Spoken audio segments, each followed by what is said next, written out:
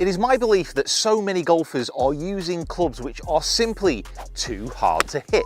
Having good irons which are forgiving and easier to hit quite simply make this game so much more enjoyable. I have got two amazing sets to show you which are going to help add that extra bit of forgiveness, and then I've got one set which I think is absolutely fantastic but may surprise you and make you a little bit physically ill. So first up we have the Stealth irons from TaylorMade. Now, like a lot of people, when these irons came out, I was pretty thoroughly underwhelmed. I mean, it kind of got lost in all the launch and all the hype about the driver. Go on then. Go on then. Go on then. Go on. Go, go, go, go. Done. Now, the biggest talking point about this driver was this cap back design. Basically, they've scooped out a chunk of the toe, replaced it with carbon, and then they've repositioned the weight a little bit lower in the head to get the ball launching higher and to make it a little bit more forgiving.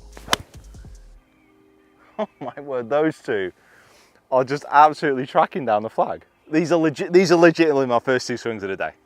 My first two swings of the day. Now, they represent a step up from the Sim 2, but again, it wasn't anything too exciting when they came out. But then I started using them. I started hitting them. It just absolutely explodes off the face. Those three shots to start with, though, by the way. What is it? Pin eye. What's that, Kieran? It's a sign of quality ball striking. Or, as it happens, that one was struck from there, low and thin.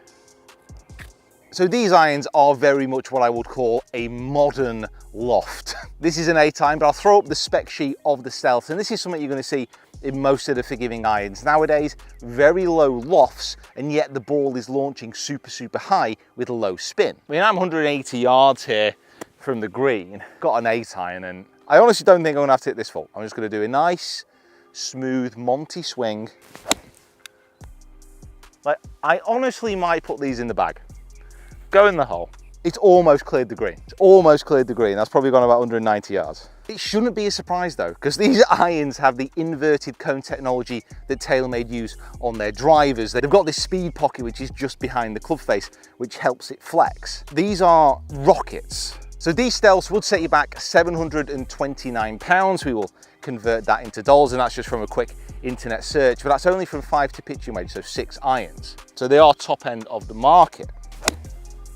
But if you want an iron that just explodes off the face, I'm gonna have to take so much off this. So yes, they're super powerful. If you want an iron which is gonna spin loads, these aren't gonna be the ones. However, they're also great on off-center strikes.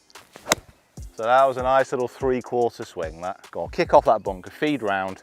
Ah, honestly, as mentioned, when these irons came out, wasn't excited. Now, they are brilliant. Now, flying so far under the radar, they also could be considered stealth. We have the Cobra LTD-X irons. I'm not sure I've ever known a release go so unnoticed than these irons. But again, they're absolutely brilliant. Now, Cobra have once again dipped into using their 3D printing machine by stripping out a lot of material from the back and again repositioning that. They've actually put a lot of weight in the heel and then a lot of weight in the toe, you can see by this screw which is appearing out of the end here. This is all about maximizing forgiveness, pushing weight to the outside and increasing MOI, which we will get into. I'd say the Stealth probably look a little bit sleeker. These are a little bit more bulbous, and it's got a milled face that really, it kind of pops out. It's very, very noticeable. I definitely need bigger irons, don't I?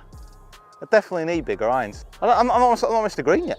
So again, I'll throw up the specs of these irons just to show you the lofts. You can pause and screenshot now if you really want to get down into the details.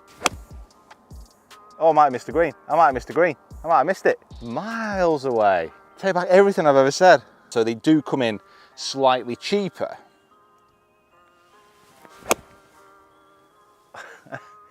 I think I do prefer the feel of these. Go on, feed right, feed right. Oh. They just feel a little bit softer off the face. They feel like they would spin more. I'd obviously have to put that to the test. But before I reveal what I think are the most forgiving irons that you can buy right now, let's head back to the studio and let me just explain what it takes to actually make a very forgiving golf club. With forgiving irons, size matters. Generally, the bigger the club head, the more forgiving it's going to be. This is why you see so many golfers switch their long irons for something like a hybrid. Because of the extra size of this club, the engineers can push weight to the extremities and actually offer more forgiveness. So this is a Phaser XR2 iron. We did a comparison review on this club a while ago. I'll throw up the link to the video here, but you can see it's got this huge sole. It's got this big bit scooped out of the back of the head. So what that does, that creates a cavity here, but it allows the weight to be pushed towards the toe and towards the heel. And when the weight is pushed to the extremities of the club, that increases something called moment of inertia. Now, moment of inertia is basically resistance to twisting on toe and heel strikes. So when a big cavity back like this hits the toe, the club is going to twist. But if it's a very forgiving club, it simply won't deflect and twist as much, giving the ball a little bit more speed and accuracy. Now let me give you an example of what happens when I hit a really bladed club. So I'm going to hit Tiger's irons, and then I'm going to compare it to the Stealth that we've already spoken about from heel and toe strikes. So Tiger Woods' irons, not the most unforgiving iron in the world, but pretty close. So this is the polar opposite of the Stealth. Very, very, very small head. Got to strike it out the middle to get the benefits that you want. So what I'm going to do is hit shots both with the Tiger iron and the Stealth in an 8 iron. Try and strike them towards the toe and then show you the difference in performance. So this Tiger iron behind the ball, I must admit, it does look absolutely gorgeous. Shame to strike it out of the toe, but needs a must. Oh, yeah, it just feels like the whole club head is just kind of twisting when you hit. I mean, I've only set the distance here to 150 yards, but still it's like not carrying anywhere near that. Oh, not the kind of shot you want to be hitting on a cold morning. All right, Stealth iron. That was again struck very much from the toe, but the feeling was completely different. Actually felt like it was going. It felt like I still had some ball speed.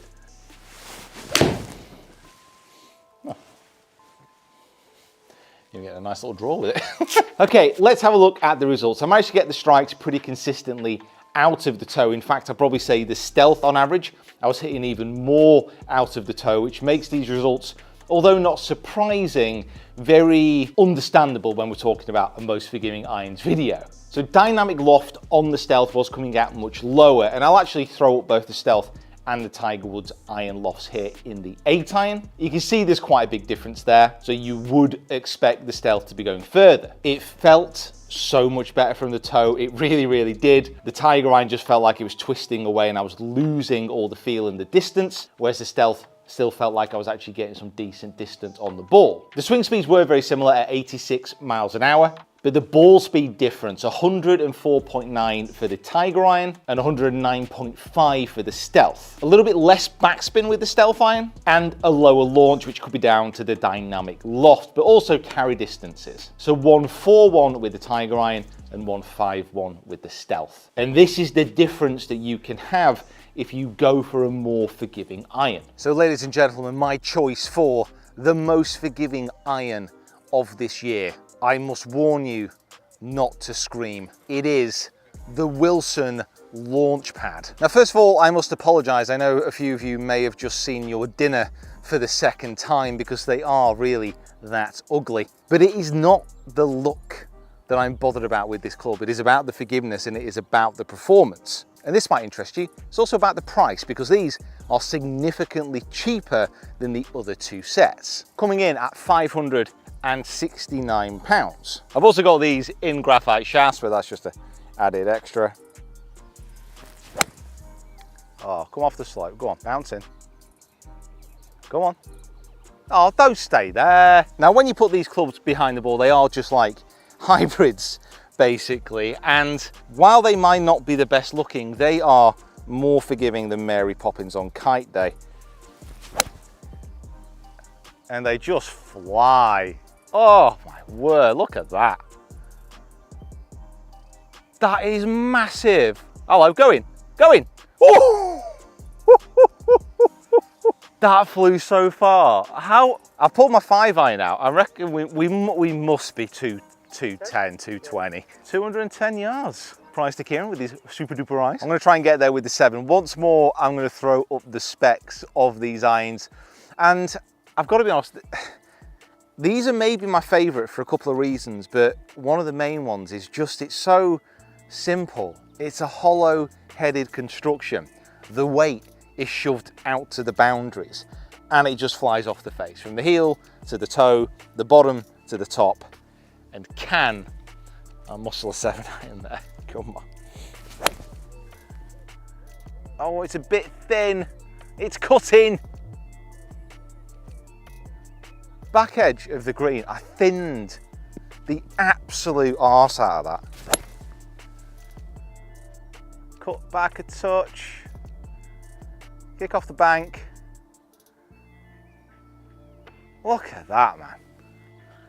It's a 7-iron. It has absolutely no right going that far. You can see here just how wide this sole is. Now this is going to help skid that club along the surface. It's going to help it move out of the ground as well if you start to hit it a little bit chunky. The top line is undoubtedly thick, and even being that thick on the longer irons, it does not hide the big bum which sits behind. Now Wilson have launched launch pad irons before, and you're not going to believe me, but they were even worse looking than these. I've got a wedge here from 150 yards. That was a bit thin. Oh, sit. Wow, spun. Oh, don't go in the ravine. Couldn't be arsed walking down there today. Like, go in the hole. Oh, go on. Do it. Do it. Do it. Now, both those were actually quite thin. That second one was struck a tiny bit better, but what an evening, though. What an evening. Beautiful and warm. Spring is in the air.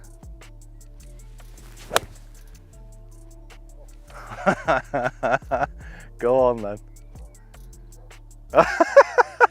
Get down to those comments as well. Let us know what are your favourite forgiving irons, because this isn't obviously an exhaustive list.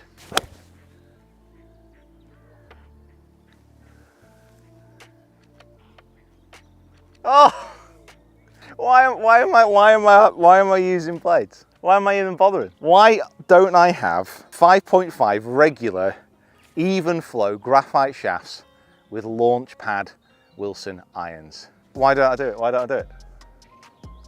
Don't know. I should probably do it.